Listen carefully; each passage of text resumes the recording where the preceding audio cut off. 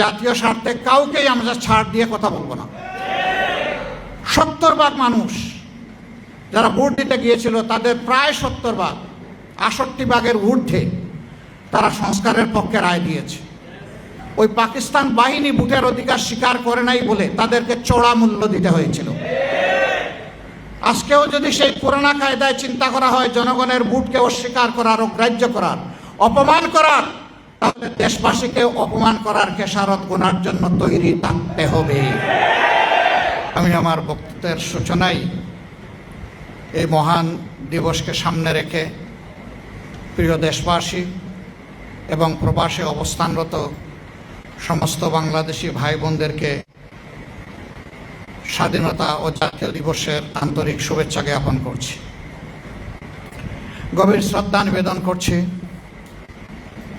71-এর মহান মুক্তিযুদ্ধে বুক চিতিয়ে এই দেশবাসীর অধিকার আদায়ের জন্য যারা লড়াই করেছিলেন, যারা নিহত হয়েছিলেন, আল্লাহ তাদেরকে শহীদ হিসাবে কবুল করুন। যারা আহত পঙ্গুত্ব বরণ করেও হার মানেননি, আল্লাহ তাআলা দুনিয়া এবং আখিরাতে তাদেরকে উচ্চ মর্যাদা দান করুন। প্রিয় দেশবাসী, স্বাধীনতা একটা জাতির কত বড় সম্পদ এটা স্বাধীন জাতি বুঝে না, পরাধীন জাতি এটা বুঝে। আমাদের পূর্বপুরুষেরা 190 বছর যখন স্বাধীনতা হারিয়ে গোলামির জিঞ্জিরে আবদ্ধ ছিলেন, তারা তখন অনুভব করেছিলেন স্বাধীনতা কি জিনিস। তাদের এই আন্তরিক আকুতি, তাদের সংগ্রামী প্রয়াস, তৎকালীন নেতৃবৃন্দের বিচক্ষণতা, দূরদর্শিতার ফলে আমরা একটা দেশ পেয়েছিলাম। আমাদেরকে আশ্বস্ত করা হয়েছিল লড়কেলেঙ্গে পাকিস্তানের নামে যে এই দেশে কোনো ধরনের বৈষম্য থাকবে না, ন্যায় বিচার কায়েম হবে এবং মানুষ একটি স্বাধীন দেশের নাগরিক হিসাবে সম্মানের সাথে বসবাস করবে। এ লক্ষ্য অর্জিত হয়নি, পদে পদে লঙ্ঘিত হয়েছে, যার কারণে 71-এর মুক্তিযুদ্ধ অনিবার্য হয়ে উঠেছিল। তবে হ্যাঁ, এই যুদ্ধের আগে একটা সাধারণ নির্বাচন হয়েছিল, একটা মার্শাল ল গভর্নমেন্টের আন্ডারে। ওইটাও কোনো সংবিধানের আন্ডারে হয়নি। মার্শাল ল যখন জারি থাকে, সংবিধান তখন সাসপেন্ড থাকে। সামরিক ফরমানের মাধ্যমেই হয়েছিল। কিন্তু জনরায়কে পাকিস্তানি শাসক গোষ্ঠী এবং সামরিক বাহিনী তারা সম্মান দেখাতে ব্যর্থ হয়েছিল। বরঞ্চ জনরায়কে অগ্রাহ্য করে বিপুল জনমানুষের আকাঙ্ক্ষাকে তারা গুলি আর বুলেট দিয়ে, ব্যানর দিয়ে তারা দমিয়ে রাখতে চেয়েছিল। নির্বিচারে মানুষ খুন করেছে, মানুষের ইজ্জত লুণ্ঠন করেছে, সম্পদ ধ্বংস করেছে, দেশকে পোড়ামাটির দেশে পরিণত করেছে। কিন্তু সকল নির্যাতন চালিয়েও মানুষের আকাঙ্ক্ষাতে তারা দমিয়ে রাখতে পারেন। শেষ পর্যন্ত দেশ স্বাধীন হয়েছে। আরেকবার সেই লড়াকু সমস্ত যোদ্ধাদেরকে অন্তরের অন্তঃস্থল থেকে গভীর কৃতজ্ঞতা জ্ঞাপন করছে, যারা আমাদের জন্য একই মানচিত্রকে স্বাধীনতার মূঢ়কে উপস্থাপন করেছেন, যারা আমাদেরকে একটি সম্মানজনক পতাকা হাতে তুলে দিয়েছে। এই পতাকা এবং মানচিত্রের হাত ধরে বাংলাদেশটা বদলে যাওয়া উচিত ছিল, কিন্তু না, ভূতল পরিবর্তন হয়েছে, ভিতরের জিনিস পরিবর্তন হয়নি। এক এক করে 54 বছর বিদায় নিয়েছে। আমরা আগামীকাল 55তম বছরে ইনশাল্লাহ পা দেব একটা জাতি হিসাবে। দ্বিতীয় বিশ্বযুদ্ধের পর জাপান কি অবস্থায় ছিল সবাই জানেন, কিন্তু মাত্র 3 বছরের মাথায় তারা বিশ্বকে চমকে দিল। তারা বিশ্বের সর্ববৃহৎ ইলেকট্রোমেকানিক্যাল ইন্ডাস্ট্রি মিৎসুবিশি চালু করে বিশ্বকে জানাই দিল যে জাপান ঘুমিয়ে পড়ে নাই। সেই জাপান সেখান থেকে বের হয়ে আসতে পারল, বের হয়ে এসে এখন বিশ্বের একটি উন্নত মর্যাদাশীল জাতি হিসেবে নিচেরা দাঁড়াতে পারল। এই অঞ্চল দুইবার স্বাধীনতা অর্জন করার পরেও আমরা কেন পারলাম না? এই না পারার কারণ আমাদের সাধারণ জনগণ নয়। এই না পারার কারণ হচ্ছে নেতৃত্বের ব্যর্থতা, লোভ, অদূরদর্শিতা এবং সীমাহীন দুর্নীতি। দুর্নীতি শুধু টাকা পয়সা হাতলালে হয় না, হ্যাঁ এটাও দুর্নীতি। সবচেয়ে বড় দুর্নীতি হচ্ছে মানুষের অধিকার হরণ করা, অযোগ্য লোকদেরকে যোগ্য জায়গায় বসিয়ে দেওয়া, যোগ্যতা সম্পন্ন লোকদেরকে অপমান করে তাড়িয়ে দেওয়া, এটি হচ্ছে সবচেয়ে বড় দুর্নীতি। দুর্নীতির এই বিষবাষ্প যতক্ষণ পর্যন্ত সমাজ থেকে বিদায় না নেবে, আমাদের সমাজ স্বাধীনতার কাঙ্ক্ষিত সুফল ভোগ করতে পারবে না। এরপরে তার মুখেই শুনলেন, আমি বলার পরে তো হইচই পড়ে গেছিল। আমি বলেছি যে তিনি বিদ্রোহ করেছেন, বেওকুফরা বুঝেছে তিনি স্বাধীনতা ঘোষণা করেছেন। এটা নিয়ে কি যে হইচই। তিনি অবশ্য বলেছেন অনেক সময় এরা ইংলিশটা বুঝে না, উনি ঢাকা বিশ্ববিদ্যালয়ের ইংরেজি শিক্ষকদেরকে ব্যবহার করেছেন। এরপরে তিনি বলেছেন যে না, আমার কাছে এগুলা সংরক্ষিত আছে, পয়সাও লাগবে না, আমি দেখাই দেব, চলে আসো আমার বাড়ি। জানবে না, বুঝবে না, তার আগে চায়ের কাপে ঝড় তুলবে। কেন তুলে জানেন? মূল ইস্যুকে চাপা দেওয়ার জন্য তুলে। দেখেন না, সম্প্রতি একটা ঘটনা, আমাদের এই ঈদ উপলক্ষে আমরা একটা রিসেপশনের আয়োজন করেছিলাম। বিদেশি কূটনীতিবিদরা এবং আমাদের বন্ধুরা এখানে এসেছিলেন। ঈদের দিনটা মানুষ একটু খোলা মনে সবার সাথে মিশে। আমি একটু মিশেছি, হায় রে আল্লাহ, এটা নিয়ে কি যে অবস্থা। নবীজি করেছেন রে ভাই, তিনি তার প্রিয়তম সাহাবীর সাথে এটা করেছেন। এটা তো আমার নবীর প্রিয় সুন্নত। আমি তো আমার নবীর প্রত্যেকটা সুন্নতকে ভালোবাসি। কে কি বললো না বললো এগুলো পাত্তাই আমি দেই না। তুমি বলতেই থাকো, আমি করতেই থাকবো। হ্যাঁ, মানুষ হিসাবে যদি ভুল করি অনুতপ্ত হব, ক্ষমা চাইব, কোনো অসুবিধা নাই। কিন্তু আমার শুদ্ধ কাজটাকে ভুল হিসাবে চালিয়ে দিবা আর মনে করবা নিজেই শুধু জ্ঞানী, আর সবাই চোখ বন্ধ করে অথবা উট পাখির মতো ঠোঁট বালিতে ঢুকতে বসে আছে, এটা মনে করবা না। দুনিয়া বড় চালাক। তুমি যে রাস্তা দিয়ে হাঁটো, ওই রাস্তা অবজার্ভ করার জন্য তোমার রাস্তায় শত সার্চ লাইট বসে আছে। আমাকে একদিন একজন বিখ্যাত সাংবাদিক জিজ্ঞেস করলেন যে আপনাদের নিয়ে এত নাড়াচাড়া করে কেন? আমি বললাম খুব ভালোবাসে তো, এই জন্য বস্তায় আমাদের ভালো কথাটাকে টুইস্ট করে অন্যভাবে উপস্থাপন করে। একটা কথা এক লাইনে সব বলা যায় না, হয়তো 3টা লাইন বললাম। ওর পছন্দ হয়েছে আমাকে ঘায়েল করার জন্য একটা লাইন পোস্টিং দেবো, ওইটাকেই ফটোকার্ড বানিয়ে ছেড়ে দিল, বাকি 2 লাইনের খবর নাই। ভাই, এগুলো তো ভালো জিনিস না। আমরা জানি আমাদের সাংবাদিক বন্ধুরা এগুলা করতে চান না, তাদেরকে করানো হয়, করতে বাধ্য করা হয়। এত রক্ত, 71-এর ত্যাগ, 24-এর ত্যাগ, এই সবগুলো তো ম্লান হয়ে যাবে যদি ভালোকে ভালো হিসাবে পুরস্কৃত করা না হয় আর মন্দকে যদি দমন করা না হয়। আমরা কি দেখছি? আমরা দেখছি পরিবর্তিত বাংলাদেশ। শাসন ক্ষেত্রে শাসক বদলেছে, কিন্তু শোষণের ধারা বদলায়নি। ইতিমধ্যে যে সমস্ত লক্ষণ ফুটে উঠেছে আপনারা সবাই পরিষ্কার। সর্বশেষ যেটা পেরেক মারা হচ্ছে, একটা গণতান্ত্রিক ধারা চালু হোক, এই জন্য এই নির্বাচনের ফলাফল নিয়ে আমাদের অনেক কষ্ট আছে। সব কষ্ট চেপে আমরা বলেছি আমাদের দেশটা গণতান্ত্রিক ট্রেন হিসাবে রেল লাইনের উপরে উঠুক, চলুক, সামনের দিকে চলুক, আস্তে আস্তে ঠিক হয়ে যাবে। তো উঠাই দিলাম। এই উঠাই দেওয়ার পরে এখানে প্রশাসক, ওখানে প্রশাসক, ওখানে প্রশাসক, এটা কি? এটা তো সংবিধান বিরোধী।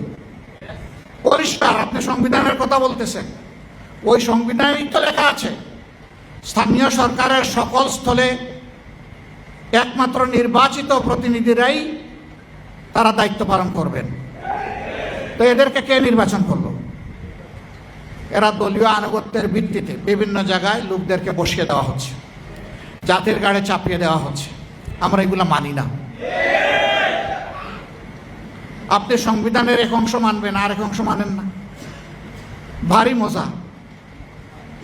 একটা অর্ডারের ভিত্তিতে দুইটা ভোট একই দিনে হয়েছে।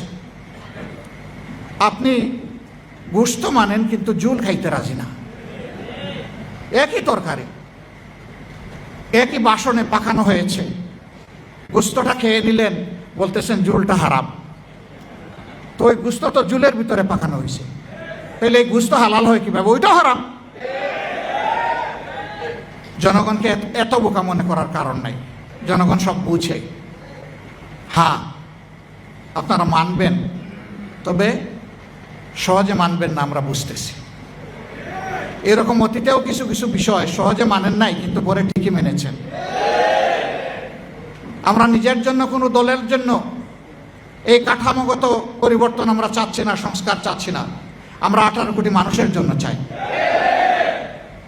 গণতন্ত্রের এসেন্স, বিউটি, একটা দল সরকারে যাবে আর একটা দল বিরোধী দলে থাকবে, এই দুই দল মিলেই জাতিকে সামনে এগিয়ে নেবে। সরকার ভালো করলে সহযোগিতা করবে বিরোধী দল, যদি মন্দ কিছু করে তাহলে লাগাম ধরে টান দেবে। আমাদের নীতি তাই হবে ইনশাআল্লাহ। তাওয়ানু আলাল বিররি ওয়াত তাকওয়া ওয়ালা তাওয়ানু আলাল ইসমি ওয়াল উদওয়ান। এই নীতির বাইরে আমরা যাব না। জাতীয় স্বার্থে কাউকেই আমরা ছাড় দিয়ে কথা বলবো না।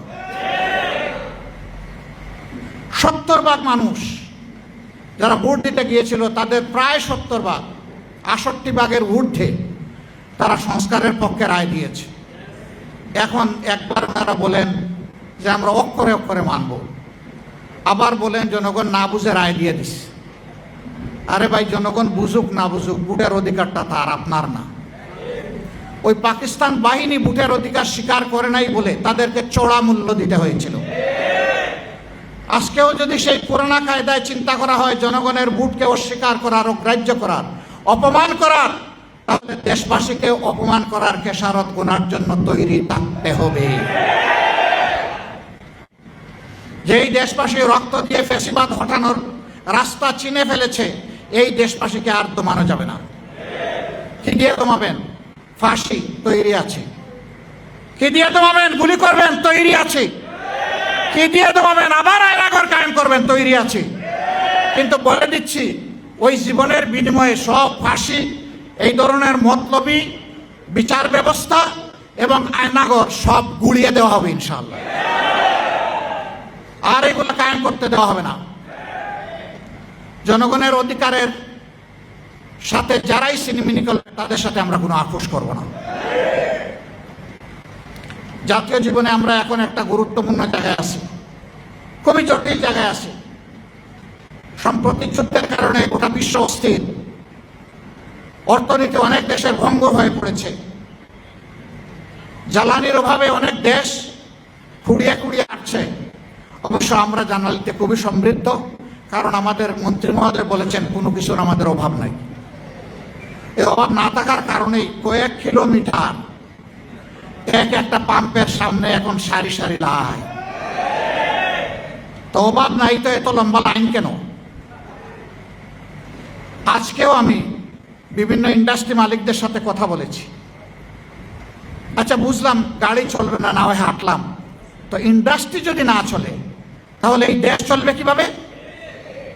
সেই ইন্ডাস্ট্রির চাকা ঘুরতে হলেও তো আমার জ্বালানি লাগবে। এ পরিস্থিতি সৃষ্টি হওয়ার সাথে সাথে বলেছিলাম বিকল্প সন্ধান করুন। আজকে বলবো সংকীর্ণতা থেকে বের হয়ে আসুন। এটা সরকারের একার সমস্যা নয়, এটি 18 কোটি মানুষের সমস্যা। এটা শুধু বাংলাদেশের সমস্যা নয়, এটা গ্লোবাল প্রবলেম। এই ধরনের জাতীয় সমস্যায় খোলা মনে সবাইকে নিয়ে বসেন। আমরা প্রস্তুত সব দিক থেকে সহযোগিতা করতে, যতটুকু সম্ভব। আজকেও কয়েকটা দেশের প্রতিনিধিদের সাথে কথা বলেছি যে তারা এই পরিস্থিতিতে আমাদেরকে কি সহযোগিতা করতে পারে। তারা বলেছে আমরা সাধ্যমতো বন্ধু দেশকে সহযোগিতা করার জন্য প্রস্তুত আছি। আমরা যদি এই সরকারের ব্যর্থতা চাইতাম, তাহলে আমরা রাস্তায় এখন নেমে আগুন জ্বালানো শুরু করতাম। আমরা তো সরকারের সফলতা চাই, কিন্তু সরকারই যদি উল্টা পথে হাঁটে, আমাদের তো করার কিছু নাই। সরকারকে সঠিক পথে হাঁটতে হবে। মানুষের আকাঙ্ক্ষাকে সম্মান করুন। একবারে আগামী 29 তারিখ আবার অধিবেশন বসছে, আমাদেরকে নোটিশ দেওয়ার কথা বলা হয়েছে সংস্কার বিষয়ে আলোচনার জন্য। আমরা সুযোগ দিয়ে বলতে চাই, নোটিশের অপেক্ষা না করে অধিবেশন বসার সাথে সাথে ঘোষণা দিন যে আমরা তা আপাদমস্তক যেভাবে সাইন করেছি ওইভাবে বাস্তবায়ন করব। আসুন এখন বাস্তবায়ন প্রক্রিয়া নিয়ে আমরা আলোচনা করি সংসদে। আমরা প্রস্তুত, খোলা মন নিয়ে প্রস্তুত, কিন্তু এইটা নিয়ে যে কোনো ধরনের কালক্ষেপণ, টালবাহানা আমরা মানব না। যদি সংসদে তার সমাধান হয় আলহামদুলিল্লাহ, না হয় এই রাজপথ আমাদের পরিচিত। আমরা প্রথমে এই রাজপথ চাই না, আমরা চাই সকল কর্মকাণ্ডের কেন্দ্রবিন্দু সংসদীয় গণতন্ত্রে মহান জাতীয় সংসদ। সম্মানিত ভাইরা, কেউ কেউ বলেন 72-এর সংবিধান পরিবর্তন করা যাবে না। আমি জিজ্ঞেস করি, 72-এর সংবিধান শেখ মুজিব কি রক্ষা করেছিলেন? 72-এর সংবিধানটা কি বাকশাল ছিল? 72-এর সংবিধানটা কি বহুদলীয় গণতন্ত্র নিষিদ্ধ ছিল? যে শেখ মুজিব নিজেই 72-এর সংবিধানকে জায়গায় রাখলেন না, আপনি নতুন প্রেমিক কোত্থেকে আসলেন? জিয়াউর রহমান সাহেবকে এই সংবিধান পরিবর্তন করেন নাই? মরহুম নেতা এম.কে. আনোয়ার এই জাতীয় প্রেস ক্লাবের এই হলে বসে তিনি একটা আলোচনার সময় বলেন নাই যে জনগণের সরকার কায়েম হলে এই সংবিধানকে আমরা ছুঁড়ে ডাস্টবিনে ফেলে দেব? তিনি এইরকমই বলেছিলেন অঙ্গভঙ্গি করে। মরহুমা সাবেক প্রধানমন্ত্রী বিএনপি চেয়ারপারসন বেগম খালেদা জিয়াকে বলেন নাই যে জনগণের সরকার কায়েম হলে এই সংবিধান থাকবে না? তাহলে আপনারা কি তাদের চাইতে বেশি 72 সংবিধান প্রেমিক হয়ে গেলেন? এই সমস্ত জিনিস ভালো না, ভালো লক্ষণ না। জনগণকে মেহেরবানি করে ভুল বুঝবেন না, ভুল বুঝানোর চেষ্টা করবেন না। জনগণের আকাঙ্ক্ষা বুঝার চেষ্টা করুন, দেয়ালে একটা কান চাপেন, শুনবেন এদেশের জনগণ কি চায়। যদি এই সংস্কারকে মেনে না নেওয়া হয়, তাহলে মিনিমাম 1400 শহীদ যারা হয়েছে তাদেরকে অপমান করা হবে, হাদিদেরকে অপমান করা হবে, আবরার ফাহাদকে অপমান করা হবে, ফেলানির ঝুলন্ত লাশের সাথে অপমান করা হবে। এ কাজ করতে যাবেন না। বেঁচে থাকা জিন্দা শহীদ জুলাই যোদ্ধারা তারা এটা মেনে নেবে না। জুলাই যুদ্ধ 100 নয়, 200 নয়, 1000 নয়, 10,000 নয়, 1 লাখ নয়, 2 লাখ নয়, জুলাই যুদ্ধ ছিল কোটি কোটি। এ মানুষের বিরুদ্ধে অবস্থান নেবেন না। মেহেরবানি করে জন আকাঙ্ক্ষার প্রতি সম্মান করুন। আজকের এই মহান দিবসের আলোচনায় সবাই আমি বুক ভরে সরকারকে সেই আহ্বান জানাতে চাই। আর জাতীয় জীবনে যে কঠিন সময় এসেছে, খোলা মন নিয়ে উদারতা দেখিয়ে আমাদেরকে ডেপুটি স্পিকার দেওয়ার দরকার নাই। উদারতা দেখিয়ে জাতীয় সমস্যা সমাধানে এক জায়গায় একসাথে বসে। এটা সংসদের ভিতরে হবে না, কারণ সংসদের ভিতরে সকল দল প্রবেশ করে নাই। এদেশে যারা অন্যান্য দল আছে তাদের অবদান আছে এই দেশের জন্য, মুক্তিযুদ্ধে আছে, 24-এ আছে। এই তাদের সবাইকে নিয়ে কথা শুনেন, ডিসিশন তো আপনারাই নেবেন। অন্তত খোলা মনে পরামর্শগুলো শুনেন, কে কি বলতে চায়। আমি আশা করি জাতি উপকৃত হবে এবং আপনারাও দিশা পাবেন ইনশাআল্লাহ। সেই পারস্পরিক হিংসা হানাহানির রাজনীতি বন্ধ হবে। আফসোস, এখনো শুধু একটা ইলেকশন হয়ে গেছে, সেইটাকে কেন্দ্র করে মানুষ খুন করছে, এমনকি নিজ দলের মানুষকেও খুন করা হচ্ছে। তাহলে ফেসিবাদ বিদায় নিল কোথায়? ফেসিবাদ এতদিন আত্মগোপন করে গর্তের মধ্যে ছিল, এখন আবার মাথা তুলতে শুরু করেছে। দেশবাসীকে বলবো, এই ফেসিবাদ নতুন করে কেউ যদি কায়েম করতে চায়, ইনশাআল্লাহ সবগুলো হাত একত্রিত করে আমরা রুখে দেবো ইনশাআল্লাহ। রুখে দেওয়ার জন্য তৈরি থাকতে হবে। আল্লাহ রাব্বুল আলামিন প্রিয় দেশকে হেফাজত করুন, আমাদের স্বাধীনতাকে আল্লাহ অক্ষুণ্ণ রাখুন, আমাদের বীরদেরকে, সকল পর্যায়ের বীরদেরকে আল্লাহ সীমাহীন মর্যাদা দান করুন। প্রিয় দেশের জনগণকে অধিকারের পক্ষে সজাগ থেকে অধিকার আদায় না হওয়া পর্যন্ত লড়াই চালিয়ে যাওয়ার তৌফিক আল্লাহ তাআলা দান করুন। সবাইকে অসংখ্য ধন্যবাদ। আল্লাহ তাআলা আপনাদের সবাইকে সুস্থ রাখুন। প্রিয় দেশবাসী এবং প্রবাসে অবস্থানরত ভাই ও বোনেরা, সবার প্রতি আরেকবার শুভেচ্ছা জ্ঞাপন করে আমার বক্তব্য শেষ করছি। আল্লাহ হাফেজ।